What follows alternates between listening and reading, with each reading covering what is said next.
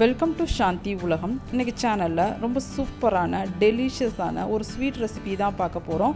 உங்களுக்கு டைம் இருக்குன்னா கண்டிப்பாக இந்த ரெசிபியை ட்ரை பண்ணி பாருங்கள். வாங்க வீடியோக்குள்ளே போகலாம். இது செய்கிறதுக்கு 1 மணி நேரத்துக்கு முன்னாடியே கொஞ்சம் போல் பாதாமும் முந்திரி பருப்பும் தண்ணியில் ஊற வச்சு எடுத்திருக்கேன். அதே போல் 1/2 கப் அளவுக்கு கடலைப்பருப்பை நல்லா தண்ணியில் ஊற வச்சு வச்சுருக்கேன்.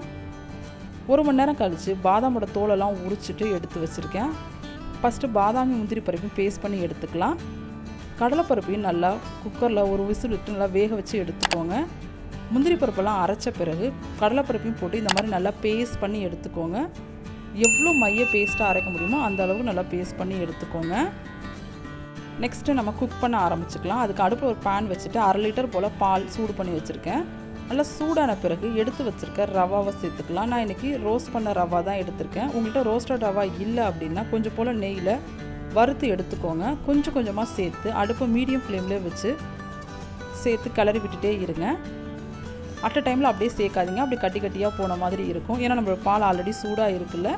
ஃபுல்லாக சேர்த்துட்டு நல்லா குக் பண்ணி எடுத்துக்கோங்க. ரவாவோட சைஸ் நல்லா டபுள் ஆகிற வரைக்கும் நம்ம குக் பண்ணி எடுத்துக்க போகிறோம். குக் பண்ண பிறகு தான் நம்ம அரைச்சி வச்சுருக்க பேஸ்ட் சேர்க்கணும். பார்த்திங்கன்னா தெரியும், நல்லா குக்காகி வந்துருச்சு. இந்த ஸ்டேஜில் அடுப்பை ஆஃப் பண்ணிவிட்டு நம்ம ஆல்ரெடி அரைச்சி வச்சுருக்கோம்ல பேஸ்ட்டை சேர்த்துக்கலாம். நெக்ஸ்ட்டு பேஸ்ட்டை கொஞ்சம் கொஞ்சமாக சேர்த்து நல்லா கிண்டி விட்டுட்டே இருங்க. கண்டிப்பாக கட்டிலாம் படாது. நம்ம அடுப்பை ஆஃப் பண்ணிடுவோம், அதனால் நல்லா மிக்ஸ் பண்ணி எடுத்துக்கோங்க. சேர்க்கும் போது கண்டிப்பாக கொஞ்சம் கையை தூரம் வச்சுட்டு சேர்த்துக்கோங்க, இல்லைனா ரவா மேலே தெளிக்கிற மாதிரி இருக்கும். நம்ம அடுப்பை ஆஃப் பண்ணாலும் அதில் சூட்டுக்கு நம்ம மேலே தெளிக்கிற மாதிரி இருக்கும். கொஞ்சம் கவனமாக சேர்த்துக்கோங்க. இந்த பேஸ்ட்டும் சேர்த்துட்டு நல்லா மிக்ஸ் பண்ணி எடுத்துக்கலாம். பார்த்திங்களா, இந்த மாதிரி ஸ்டேஜ் வந்துடும். இது சேர்த்துட்டு ஒரு 5லேருந்து 10 நிமிஷம் வரைக்கும் நல்லா குக் பண்ணி எடுத்துக்கணும். குக் பண்ண பிறகு தான் நம்ம சர்க்கரை சேர்த்துக்க போகிறோம். ஃபஸ்ட்டே சர்க்கரை சேர்க்கக்கூடாது. அப்படி சேர்த்துட்டோம் அப்படின்னா அதோட பச்சை ஸ்மெல் போகாமல் டேஸ்ட் நல்லா இருக்காது. அதனால் ஒரு 5லேருந்து 10 நிமிஷம் வரைக்கும் நல்லா குக் பண்ணி வச்சுக்கோங்க. அடுப்பை மீடியம் ஃப்ளேம்லேயே வச்சுக்கோங்க. அது முக்கியமான விஷயம், அடுப்பு கிண்டி விட்டுட்டே இருக்கணும், இல்லைனா அடி பிடிச்ச மாதிரி ஆகிடும். ஏன்னா கடலைப்பருப்பு நம்ம நட்ஸ் எல்லாம் சேர்த்துருக்கோம் அப்படிங்கிறதால. இப்போ 5லேருந்து 10 நிமிஷம் ஆகிடுச்சு. இந்த ஸ்டேஜில் பார்த்திங்கன்னா தெரியும், லைட்டாக கலரும் சேஞ்ச் ஆகிடுச்சு. நம்ம எடுத்து வச்சுருக்க சுகர் சேர்த்துக்கலாம். இதோட மெஷர்மெண்ட்ஸ் எல்லாமே நான் டிஸ்கிரிப்ஷன் பாக்ஸில் கொடுக்குறேன், செக் பண்ணி பாருங்கள். சர்க்கரையும் சேர்த்துட்டு நல்லா கிளறுங்க. அப்போ கிளறும் போது பார்த்திங்க அப்படின்னா சர்க்கரையிலேருந்து தண்ணி விட ஆரம்பிக்கும்.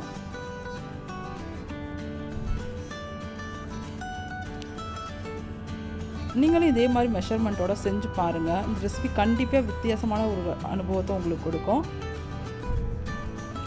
பார்த்திங்களா, தண்ணி விட ஆரம்பிச்சிருச்சு.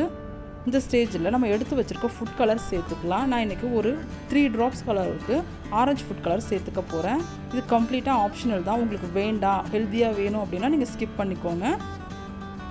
ஃபுட் கலரும் சேர்த்துட்டு நல்லா மிக்ஸ் பண்ணி எடுத்துக்கோங்க.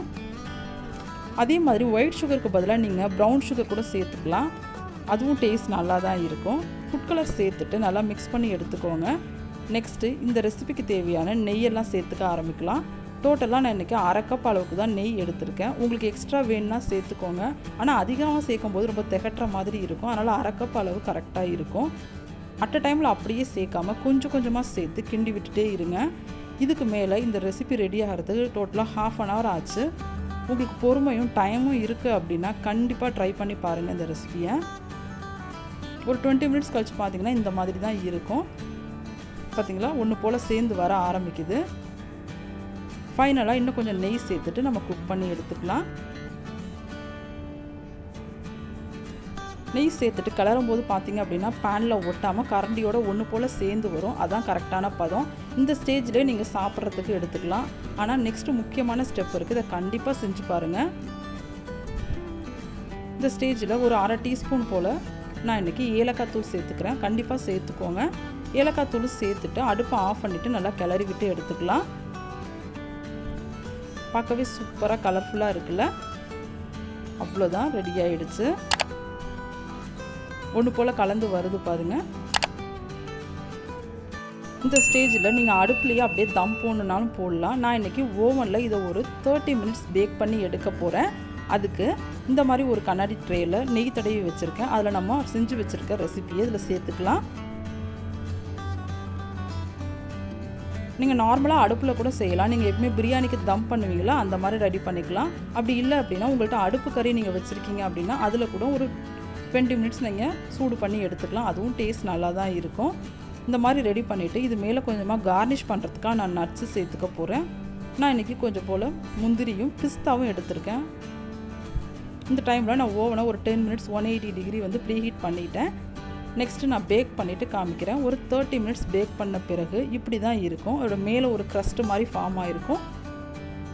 நட்ஸும் லைட்டாக கலர் சேஞ்ச் ஆகி வந்திருக்கும். இந்த ஸ்டேஜில் நம்ம எடுத்துக்கலாம். அவ்வளோதான், சூப்பரான ஹல்வா ரெடி ஆகிடுச்சு. நீங்களும் இதே மாதிரி அளவுகளோட ட்ரை பண்ணி பாருங்கள். ட்ரை பண்ணி பார்த்துட்டு உங்களுக்கு பிடிச்சிருந்தால் லைக் பண்ணுங்கள், ஷேர் பண்ணுங்கள். ரெசிபி பற்றிய கண்டிப்பாக கமெண்ட் பாக்ஸில் கொடுங்க. என்னோடய சேனலை நீங்கள் ஃபஸ்ட் டைம் பார்க்குறீங்க அப்படின்னா பிடிச்சிருந்தா சப்ஸ்கிரைப் பண்ணிக்கோங்க. பக்கத்தில் இருக்க பெல் ஐக்கான் கிளிக் பண்ணிக்கோங்க. தேங்க்ஸ் ஃபார் வாட்சிங்.